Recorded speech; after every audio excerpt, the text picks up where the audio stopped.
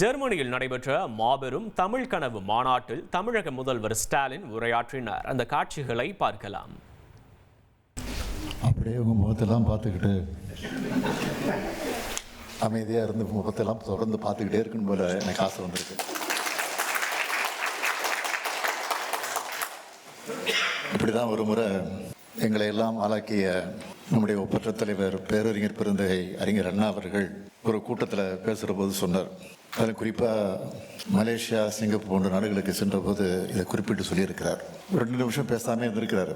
எல்லாருக்கும் கொஞ்சம் வேப்பாகி போயிடுச்சு. என்ன உடம்பு சரியில்லையா, தொண்டை சரியில்லையா அப்படின்னு. அதுக்கப்புறம் பேச ஆரம்பிச்சிருக்கிறாரு. அந்த உணர்வு தான் எனக்கு இப்போ ஏற்பட்டிருக்கு. முதல்ல எல்லாருக்கும் ஒரு அன்பான வணக்கம். எல்லாம் நல்லா இருக்கீங்களா? மகிழ்ச்சி. ஜெர்மனியில் நடைபெறக்கூடிய இந்த மாபெரும் தமிழ் கனவு நிகழ்வில் பங்கேற்றிருக்கக்கூடிய மாண்புமிகு தொழில்துறை அமைச்சர் அருமை தம்பி டிஆர்பி ராஜா அவர்களே, ஜெர்மனிய தமிழ் உடன்பிறப்புகளே,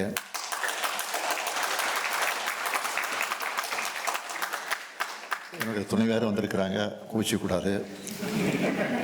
என்னுடைய துணைவியார் துர்காவதி ஸ்டாலின் அவர்களே,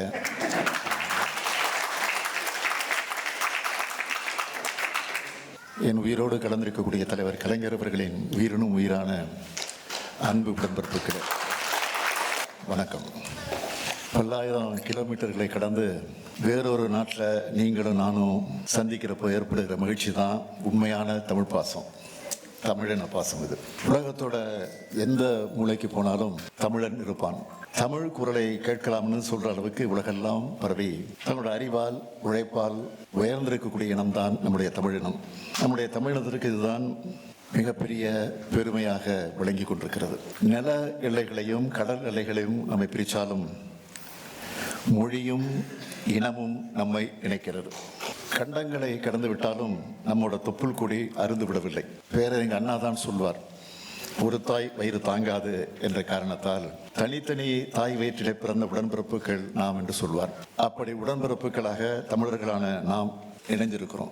ஜெர்மனி நாட்டில் உங்கள் எல்லாரையும், அது உங்கள் ஒவ்வொருத்தரையும் சந்திக்கிறப்போ மகிழ்ச்சி. நீங்கள் ஒவ்வொருத்தரும் ஒவ்வொரு மதிப்புமிக்க பொசிஷனில் இருக்கிறத பார்க்குறப்போ தமிழ்நாட்டினுடைய முதலமைச்சராக திராவிட இயக்கத்தை சார்ந்தவனா மிகுந்த மகிழ்ச்சி அடைகிறேன், பெருமை.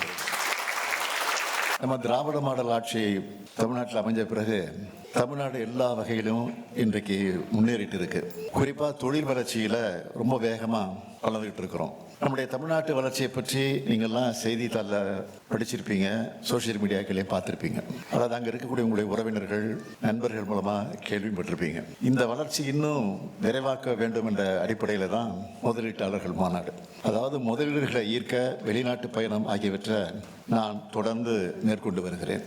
UAE, Japan, Spain, Singapore, America ஆகிய நாடுகளுக்கெல்லாம் பயணத்தை மேற்கொண்டு ஏராளமான முதலீடுகளை தமிழ்நாட்டை நோக்கி ஈர்த்து நம்ம மக்களுக்கு ஏராளமான வேலை வாய்ப்புகளை உருவாக்கி கொடுத்துருக்குறோம். இப்படி வெளிநாடுகளுக்கு வரும்போது முதல்ல எனக்குள்ள என்ன தோணும் கேட்டிங்கன்னா, இந்த நாட்டில் வாழ்கிற நம்ம தமிழர்கள் எப்படி இருக்காங்க, அவங்களுடைய வாழ்க்கை தரம் எந்த அளவுக்கு உயர்ந்திருக்கு, பெரும்பாடுபட்டு தலைநிமிர்ந்த இந்த இனம் இந்த மண்ணில் சுயமரியாதையோடு நடைபெறதை பார்க்க வேண்டும் என்று நான் நினைப்பேன்.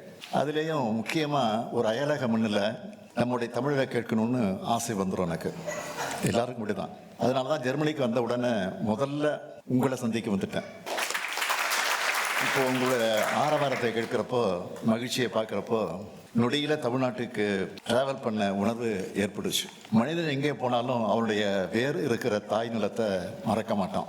அப்படித்தான் உங்களுடைய நினைப்பும் எப்பவும் தமிழ்நாட்டு மேலேயே இருக்கும். தமிழ் நிலத்தில் தமிழ்நாட்டில் இருக்கிற நாங்களும் உங்கள் அன்போடு பார்த்துக்கிட்டு இருக்கிறோம். அதனால தான் நம்ம திராவிட மாடல் அரசில் அயலக தமிழர்களுடைய நல்வாழ்வுக்காக ஏராளமான திட்டங்களை செயல்படுத்திக்கிட்டு இருக்கோம். இந்த ஆண்டு மட்டும் இந்த விழாவுக்கு எத்தனை நாடுகளிலிருந்து நம்ம தமிழர்கள் சென்னைக்கு வந்திருக்காங்க தெரியுமா? 62 நாடுகளிலிருந்து வந்தாங்க. சொந்த மண்ணில் கால் வச்சப்போ அவங்க அடைந்த மகிழ்ச்சியை பார்த்து அதை நான் ரசித்தேன், புலங்காயுதம் அடைந்தேன், பூரிப்படைஞ்சேன். அடுத்து அயலக தமிழர் நல வாரியம், அயலக தமிழர்களுக்கான டோல் ஃப்ரீ ஹெல்ப்லைன் அதே போன்று புலம்பெயர் தமிழ் அமைப்புகளுக்கு சுழல் நிதி, தமிழ்நாட்டுக்கு வெளியே வாழ்கிற தமிழர்களுக்கென்று இன்சூரன்ஸ், இப்படி ஏராளமான திட்டங்களை செஞ்சுட்டு இருக்கிறோம். அது மட்டுமல்ல, வெளிநாடுகளுக்கு வேலைக்கு சென்று எதிர்பாராத விதமாக உயிரிழக்கக்கூடிய நேரத்தில் அந்த குடும்பத்துக்கு நிதி உதவியும் பென்ஷனும் வழங்குகிறோம். இப்படி பார்த்து பார்த்து செஞ்சு தர்றதோட வெளிநாடு வாழ் தமிழர்களுக்கு ஒரு பிரச்சனைனா ஓடோடி வந்து உதவுறோம். இதுக்கு சில எடுத்துக்காட்டுகளை நான் சொல்ல விரும்புகிறேன். உக்ரைன் நாட்டிலிருந்து 1524 மாணவர்கள், சூடானிலிருந்து 253 பேர், இஸ்ரேலிருந்து 123 பேர், வங்கதேசத்திலிருந்து 220 பேர், கம்போடியா, தாய்லாந்து, மியான்மர் ஆகிய நாடுகளிலிருந்து 119 பேரை மீட்டு வந்திருக்கிறோம். அது மட்டுமல்ல, இன்னும் சில நெகிழ்ச்சியான சம்பவங்களையும் உங்ககிட்ட நான் பகிர்ந்துக்க விரும்புகிறேன். காஞ்சிபுரத்தை சேர்ந்த மனோஜ் என்பவர் அமெரிக்காவிலிருந்து சென்னை வரும்போது அவருடைய குழந்தையின் பெயர் சந்தியா. சந்தியாவுக்கு நடுவானில் கடுமையான உடல்நலக்குறைவு ஏற்பட்டுச்சு. உடனே ஃப்ளைட்டை இஸ்தான்புல்ல லேண்ட் பண்ணிட்டாங்க. அந்த குழந்தையை மேல் சிகிச்சைக்காக சென்னை அழைச்சிட்டு வர 10 லட்சம் ரூபாய் வழங்கணும். மயிலாடுதுறையை சார்ந்த முபாரக் அலி என்பவருக்கு தாய்லாந்தில் உடல்நலக்குறைவு ஏற்பட்டப்போ 10 லட்சம் ரூபாய் செலவில் சென்னைக்கு அழைச்சிட்டு வந்து சிகிச்சை அளித்தோம். குவைத் தீ விபத்தில் சிக்கின 7 தமிழருடைய உடலை மீட்டு ஒப்படைச்சு அந்த குடும்பங்களுக்கு 5 லட்சம் ரூபாய் வழங்கணும். 2ஆம் உலகப் போரில் போர் கைதிகளாக இருந்து மறைந்த தமிழர் நினைவாக தாய்லாந்து நிடுகள் அமைக்க 10 லட்சம் ரூபாய் வழங்கியிருக்கிறோம். இதையெல்லாம் நான் குறிப்பிட்டு சொல்ல காரணம், தமிழ்நாட்டில் திராவிட மாடல் அரசும் உங்கள் முத்துவேல் கருணாநிதி ஸ்டாலினும் உங்களை ஆதரிக்க அரவணைக்க